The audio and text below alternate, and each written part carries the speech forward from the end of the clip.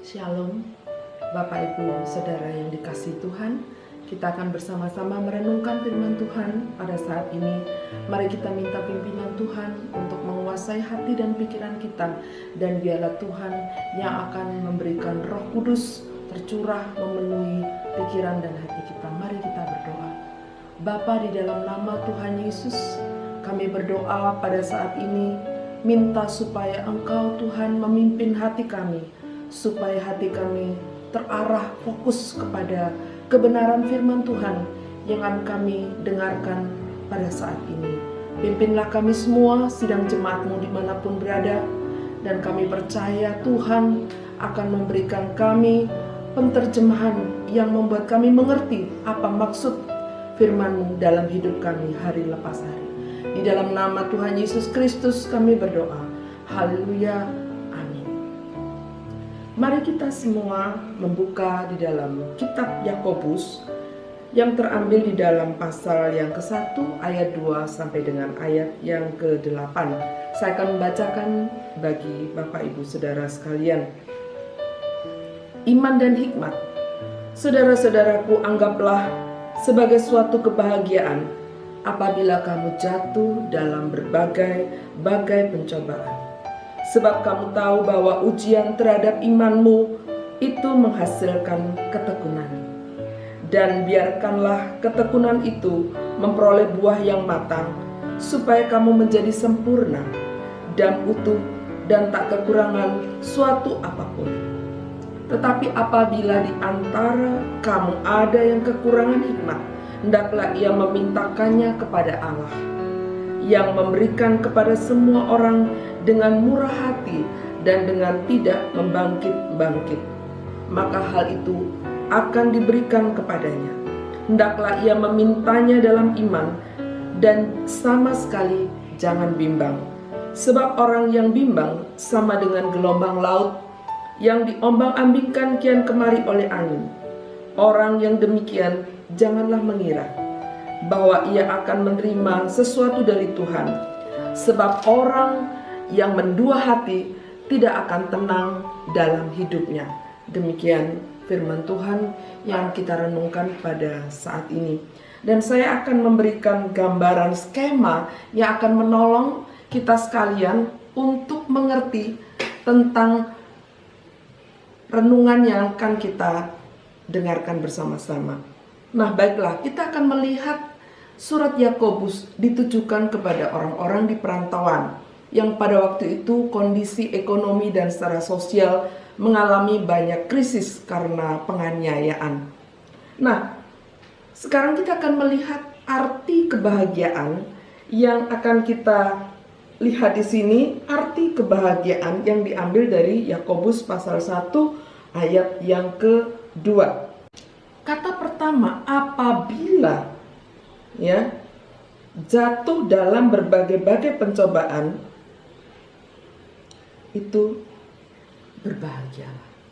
Nah, jatuh dalam berbagai pencobaan itu adalah sama dengan ujian iman.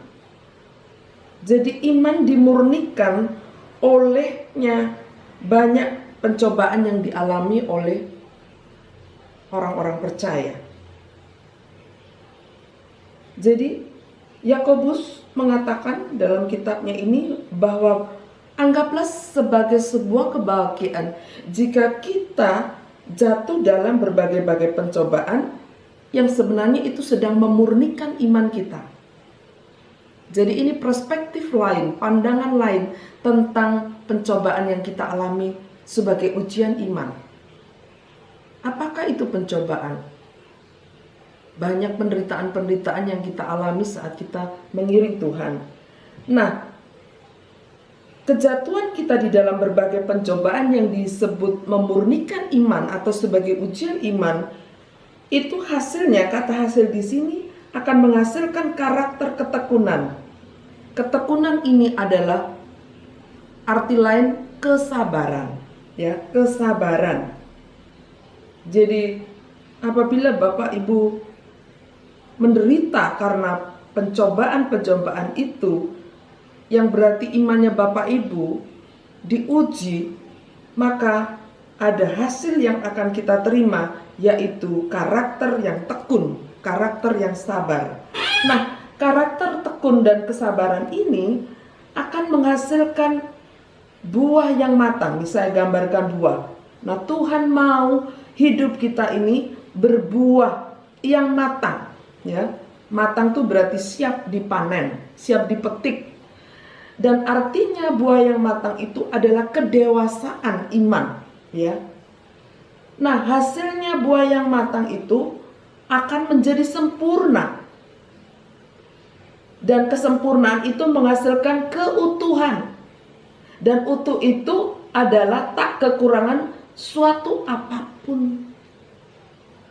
Jadi buah inilah yang akan bersama-sama kita hasilkan dari ujian iman yang kita menangkan, proses yang kita menangkan.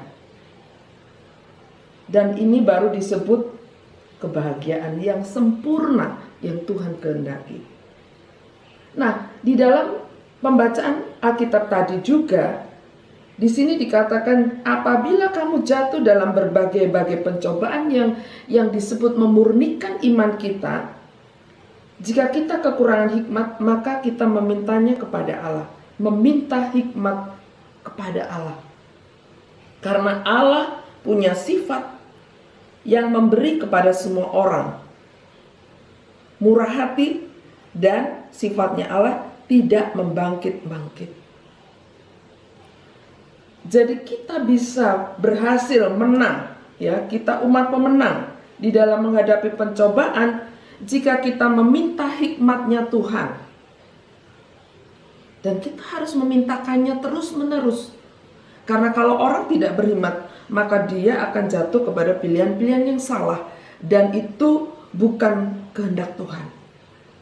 Nah, meminta hikmat Allah yang harus kita mintakan setiap waktu, itu harus dimintakan hikmat itu dari Tuhan dalam iman. Iman percaya, ya. Kemudian jangan bimbang. Ya, kata bimbang di sini. Yang digambarkan seperti apa orang bimbang ini? Seperti gelombang laut ini. Saya kasih gambar gelombang. Seperti gelombang laut. Gak punya prinsip. Gak punya keputusan yang tetap, yang konsisten. Ya. Karena dia diombang-ambingkan oleh angin. Betapa banyak anak-anak Tuhan, orang-orang percaya yang diombang-ambingkan oleh banyak pengajaran, pengaruh, informasi. Imannya lemah. Karena dia, A berkata demikian, dia ikut. Tidak tahu asal-usul dari informasi, dari kebenaran atau berita. Dipercaya saja. Nah, ini seperti ini. Tidak menerima sesuatu dari Tuhan. Orang yang bimbang hatinya, yang kakinya berpijak satu ke Tuhan, satu ke dunia. Atau orang yang selalu, istilahnya orang Jawa bilang gamang, ya, itu tidak akan menerima sesuatu dari Tuhan. Sama sekali tidak menerima sesuatu dari Tuhan. Kemudian mendua hati, ini yang seperti saya katakan. Orang yang bimbang itu mendua hati, tidak ajak, tidak konsisten, ya. Kalau mau taat sama Tuhan sekalipun bayar harga yang mahal, tetap konsisten taat sama Tuhan. Kondisi apapun tetap taat, setia, memenuhi perintah Tuhan. Itu orang yang konsisten, ya. Tetapi kalau orang yang mendua hati, selalu diombang-ambingkan, sering tidak fokus kepada apa yang diperintahkan Tuhan. Kemudian tidak tenang dalam hidupnya. Ini gambaran-gambaran orang yang seperti gelombang yang diombang-ambingkan. Jadi ini skema yang Bapak Ibu bisa pelajari tentang Yakobus pasal 1 ayat yang ke-1 sampai ayat yang ke-8. Jadi mari kita fokus kepada buah yang matang, jangan fokus kepada yang lain. Mari kita bersama-sama tekun untuk menjadikan masing-masing kita, setiap kita bertanggung jawab terhadap iman kepada Tuhan sendiri-sendiri. Ya. Nah, Bapak Ibu Saudara sekalian, firman Tuhan sudah kita renungkan pada saat ini. Dan berkat firman Tuhan atau kesimpulan yang harus kita garis bawahi untuk hari-hari ke depan. Yang pertama, mari kita punya perspektif, cara pandang yang berbeda saat kita ditempa oleh berbagai-bagai pencobaan. Ingat, jika kita ada di dalam tangan Tuhan, pencobaan yang kita alami itu sebenarnya sedang memurnikan iman kita, kepercayaan kita, kesungguhan kita. Minggu yang lalu kita berbicara tentang perintah Tuhan, mengasihi Tuhan dengan sungguh-sungguh, perintah yang utama. Dan yang kedua, mengasihi dengan sungguh-sungguh sesama kita seperti diri kita sendiri.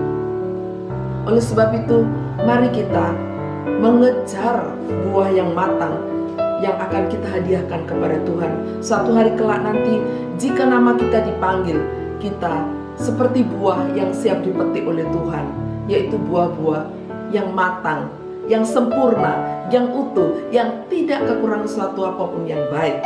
Dan buah yang matang itu adalah kebahagiaan yang sejati. Dan seterusnya, kita akan terus minta hikmatnya Tuhan. Jangan pernah melangkah tanpa hikmat Tuhan. Jangan pernah mengambil keputusan tanpa konfirmasi dulu dengan Tuhan. Selalu berdoa, minta pimpinan Tuhan untuk kita memiliki hikmatnya, memiliki pimpinannya yang sempurna. Karena Dia tahu hati kita. Kita adalah seperti bejana di tangan penjina. Dan ingat, jangan menjadi orang yang bimbang, karena orang yang bimbang tidak mendapatkan apa-apa. Jika ada keraguan, jika ada sesuatu yang membuat kita nggak ngerti, mari kita minta hikmat Tuhan. Itulah kebenaran firman Tuhan yang kita renungkan pada saat ini. Kita minta supaya Tuhan memimpin dan menolong kita supaya kita benar-benar mengalami kebahagiaan. Mari kita berdoa. Tuhan, arahkanlah hati dan pikiran kami supaya kami fokus kepada hidup yang mempersembahkan buah yang matang. Menjadi fokus hidup kami supaya kami menjadi sempurna, utuh, dan kami tidak kekurangan sesuatu apapun dari Tuhan. Ajarlah kami terus untuk tidak memandang ke kiri dan ke kanan, selalu mengarahkan hati kami, supaya kami punya komitmen yang jelas, yang selalu kuat, sekalipun kami tahu pengaruh dunia ini sering seperti gelombang yang mengombang-ambingkan hidup kami. Tetapi biarlah kami seperti perahu yang kami punya jangkar, yaitu sawah jiwa kami, yaitu Tuhan Yesus, yang membuat kami selalu tenang, tetap kuat, dan tidak dipengaruhi apapun dunia ini. Terima kasih Tuhan, kami percaya kuasa firman-Mu menolong kami, supaya kami benar-benar memegang firman. Dalam nama Tuhan Yesus, berkat-Mu turun atas kalian kami. Haleluya.